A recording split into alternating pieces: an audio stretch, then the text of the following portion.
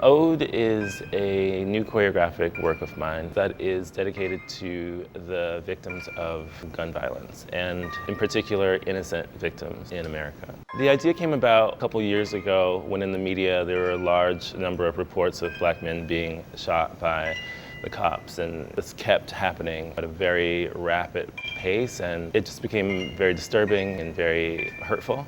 I sat with this feeling for a very long time and always wanted to create a work not about the events, but on what I personally wanted to say about those events.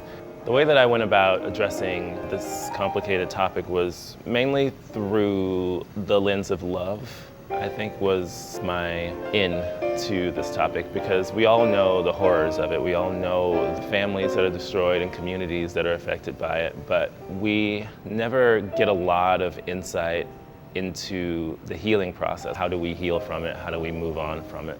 I think we live in a time where we feel, and artists like Jamar, that we need to reflect the times in which we live. Some of the struggles, some of the social ills that dance can shine a light on. That's the backbone of this company, is going into that territory as Alvin Ailey, hold a mirror to society, so that people ultimately could see how beautiful they are. I think Jamar has the keen sense of how that is reflected in his choreography. There's that urgency of now, I call it.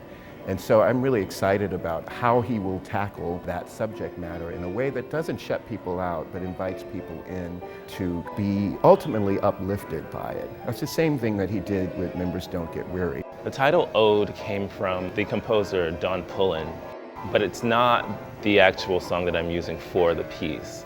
But I thought that the word ode, and thinking also of my movement style and vocabulary and the way that I like to put work together, that being a way that is not very literal, I thought that it would be appropriate for my vocabulary and my movement to be seen as poetry, just to stray away from the idea that I was telling any one particular story, but that I was just throwing out various different words and adjectives and feelings and moods and tones to describe my feelings surrounding one particular thing.